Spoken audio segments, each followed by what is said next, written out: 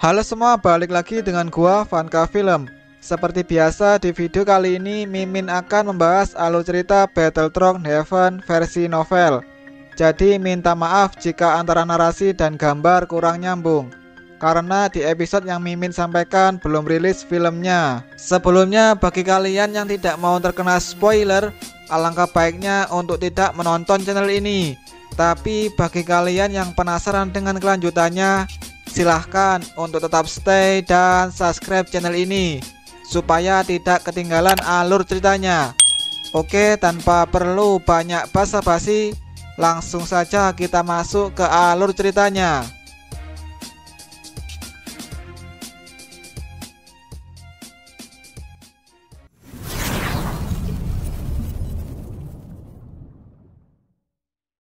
Cerita diawali dengan suasana sunyi di aula yang luas. Bahkan burung beo pun tidak bersuara. Semua anggota klan Shaw mengepalkan tangan mereka ketika mereka mendengar banyak jeritan darah yang keluar dari pintu.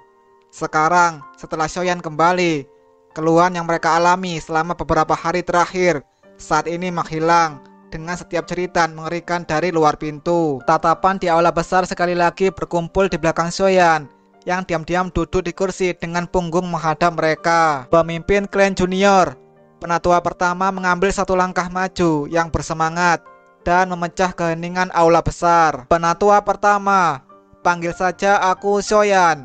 Aku benar-benar tidak punya hak untuk disebut pemimpin klan junior. Xiaoyan perlahan berdiri dari kursinya, berbalik, tersenyum dan menjawab dengan nada lembut. Penatua pertama sedikit terkejut ketika dia melihat wajah tersenyum yang benar-benar berbeda dari wajah keras yang telah dipenuhi dengan niat membunuh sebelumnya. Segera dia mengangguk sambil tersenyum. Saat ini, di klan Shaw ini, kata-katamu mampu mewakili perintah pemimpin klan. Ayah tidak akan setuju untuk itu. Xiaoyan menggelengkan kepalanya dan bercanda. Dia menjentikkan jarinya dengan lembut dan 10 botol batuk hio kecil muncul di atas meja. Ini adalah beberapa obat penyembuhan untuk mengobati cedera internal. Biarkan anggota klan yang terluka mengkonsumsinya terlebih dahulu. Mendengar ini, penatua pertama dengan cepat menganggukkan kepalanya. Dia melambaikan tangannya dan dua anggota klan melangkah maju. Mereka mengambil botol kio dan mulai membaginya dalam urutan yang tepat. Xiaoyan memperhatikan mereka yang telah mengkonsumsi obat penyembuhan sebelum dia meraih penguasa cuan berat dengan satu tangan dan dengan ceroboh meletakkannya di punggungnya. Setelah itu dia berjalan keluar dari aula besar. Xiaoyan melangkah maju, melewati ambang pintu. Pandangannya melirik sekelilingnya. Adegan yang diharapkan dari mayat di semua tempat tidak muncul. Hanya Ratu Medusa yang bersandar malas di pohon wilau. Tangan halusnya secara acak bermain dengan daun hijau. Melihat Xiaoyan keluar, Ratu Medusa mengangkat kepalanya dan meliriknya. Dia berkata dengan lemah, "Tidak ada mayat atau tulang yang tertinggal. Tidak satupun dari mereka yang tersisa. Ingat, buah rakasa makam adalah milikku." Wanita ini memang sangat kejam. Xiaoyan menghela napas dalam hatinya. Dia mengangguk sebelum berbalik untuk melihat anggota klan Shaw yang mengikuti di belakangnya. Di masa depan, kota Wutan tidak akan lagi memiliki klan Jali dan klan Aoba. Suara Xiaoyan menyebabkan anggota klan Shaw mendesah lega. Betul, Xiaoyan tampaknya mengingat sesuatu. Dia sedikit mengernyit dan bertanya dengan suara dalam.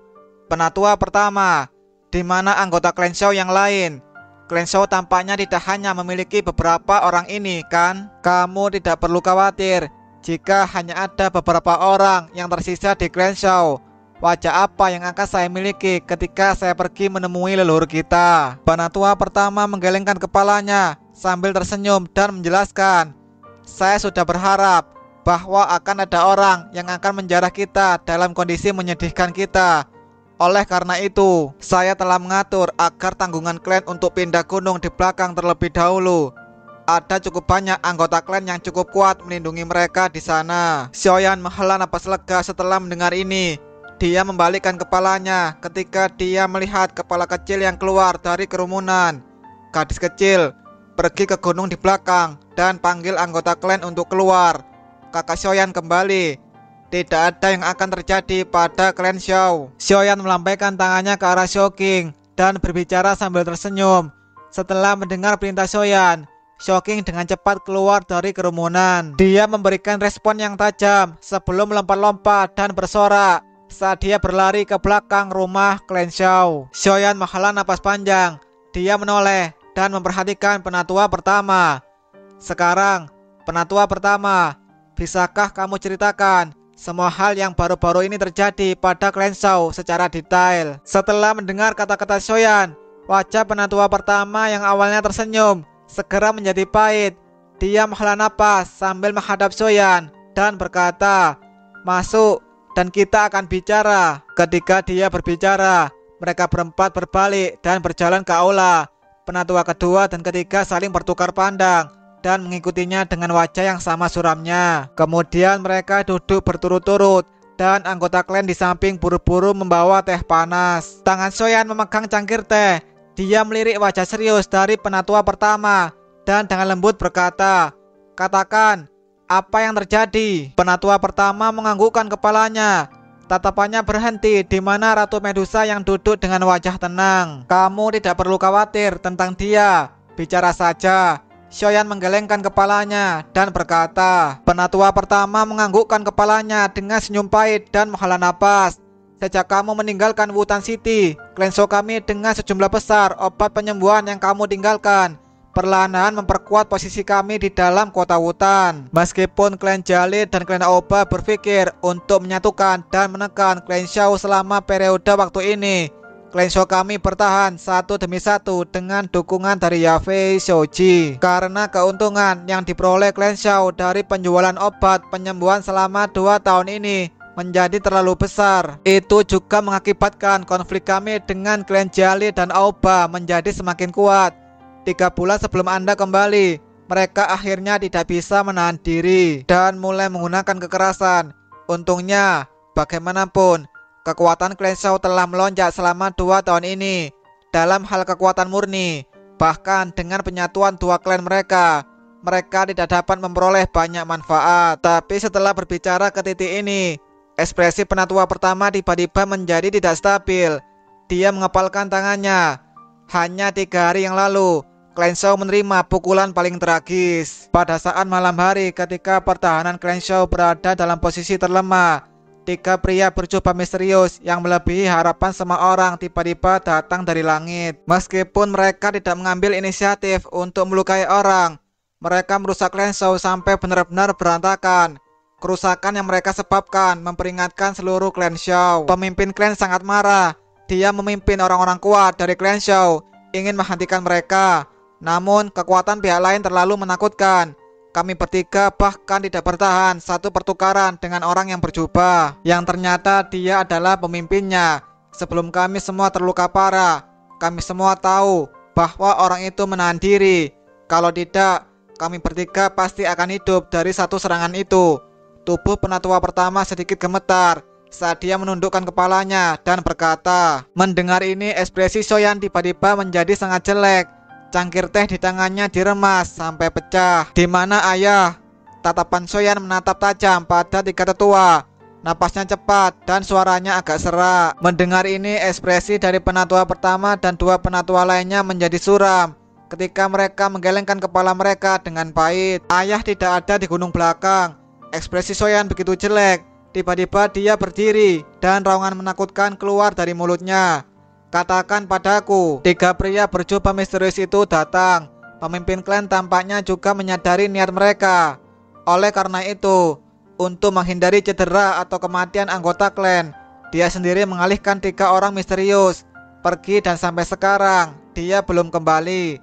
Penatua pertama menggertakkan gigi dan berkata dengan senyum pahit. Sebuah ki panas tiba-tiba meletus dari dalam aula besar. Seketika anggota klan di aula besar tubuh mereka menegang saat menatap wajah ganas Soyan yang berada di tengah aula. "Apakah Anda memiliki informasi tentang 3 orang misterius itu?" Tubuh Soyan melilit api berwarna hijau panas. Suaranya saat ini seperti suara yang datang dari akhirat, dengan wajah niat membunuh liar. "Tidak." Penatua pertama mengepalkan giginya, menatap suhu tinggi yang menerkam ke arahnya dan menggelengkan kepalanya. "Meskipun kita tidak tahu kondisi persis dari pemimpin klan, kita masih bisa setidaknya menentukan bahwa hidupnya saat ini tidak dalam bahaya. Penatua pertama tiba-tiba mengeluarkan sebuah kotak kuno dengan hati-hati dari saku dadanya. Dia membukanya dan sebuah batu giok berwarna zamrud muncul di dalamnya. Penatua pertama dengan hati-hati mengambil potongan batu giok. Dia mempelajarinya secara rinci sebelum menghela napas lega. Dengan suara lembut dia berkata, "Potongan batu giok ini ditinggalkan oleh leluhur klan Shou kami. Setiap pemimpin klan akan meninggalkan sedikit energi spiritual di dalamnya. Jika pemimpin klan mati, titik cahaya renang ini akan menghilang bersamanya. Melihat bahwa titik cahaya spiritual saat ini masih sangat kuat, saya pikir seharusnya tidak berada dalam bahaya kematian." Kata-kata dari penatua pertama menyebabkan hati Soyan yang seperti gunung berapi yang telah meletus sedikit tenang. Dia menerima potongan batu giok dari penatua pertama dan dengan lembut membelainya. "Bisakah itu memberitahuku posisi ayah saat ini?" Suara Soyan gelap dan dingin ketika dia bertanya. "Itu tidak bisa."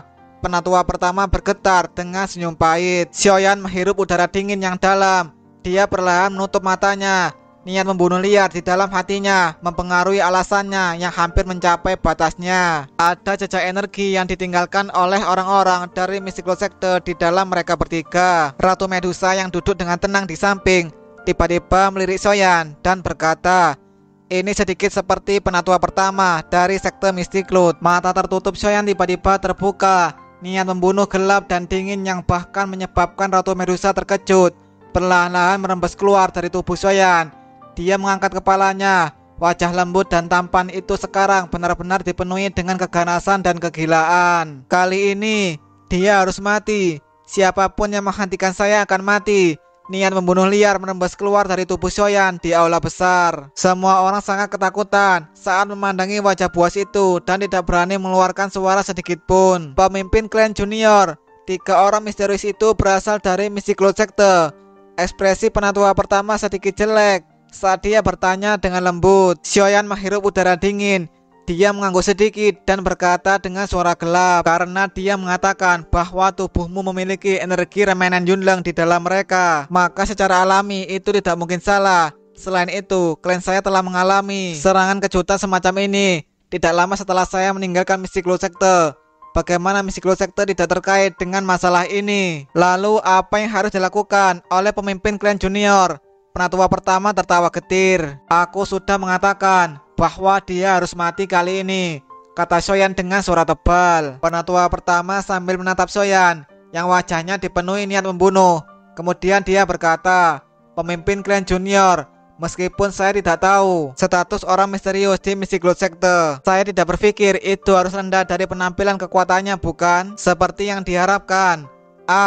Penatua pertama menggelengkan kepalanya saat dia merenung dengan keras. Sebelumnya, alasan bahwa pemimpin klan junior telah bertengkar hebat dengan Mystical Sector karena perjanjian 3 tahun. Selain itu, jika Anda benar-benar membunuh orang kuat misterius itu, kali ini hubungan antara kedua belah pihak akan benar-benar terpecahkan. Kalau begitu, penatua pertama, apakah Anda bermaksud membuat saya mengabaikan hidup atau mati ayah saya? Soyan mengerutkan kening. Suaranya agak gelap dan serius. "Pemimpin klan junior telah salah mengerti apa yang saya maksud." Penatua pertama tertawa getir sebelum menghela nafas. "Saya hanya mencoba memberitahu pemimpin klan junior, jika Anda benar-benar membunuh orang misterius itu, hubungan antara klan Shou dengan Mystical Sector akan benar-benar memburuk. Terakhir kali, karena perjanjian 3 tahun antara Nalan Yanran dan Anda, mereka dirugikan karena mereka salah. Karena itu, mereka tidak benar-benar berani menyentuh klan Shou. Tentu saja, pergantian peristiwa mengenai 3 orang kuat misterius dari Mystical Sector berada di luar harapan semua orang. Kali ini, bagaimanapun, jika Anda membunuh orang memegang posisi cukup tinggi di Mystical Sector, saya takut bahwa Mystical Sector akan benar-benar mengirim orang untuk menyerang klan Shou. Niat saya dalam mengatakan semua ini bukan untuk menghentikan pemimpin klan junior untuk menyelamatkan pemimpin klan. Hanya saja, saya ingin membiarkan pemimpin klan junior untuk mengambil posisi pemimpin klan sementara. dan memikirkan metode yang lengkap untuk menjaga garis keturunan klan Xiao. Jika terjadi konflik yang tidak dapat dihindari dengan misi close sector terjadi ketika menyelamatkan pemimpin klan, klan ini adalah sesuatu yang telah dilakukan oleh pemimpin klan dengan susah payah. Saya pikir pemimpin klan junior juga tidak mau melihatnya membusuk seperti ini. Dan spoiler pun bersambung. Semoga teman-teman menyukai videonya. Jika ada salah dalam kata-kata, saya pribadi minta maaf. Terima kasih dan sampai bertemu di spoiler episode selanjutnya.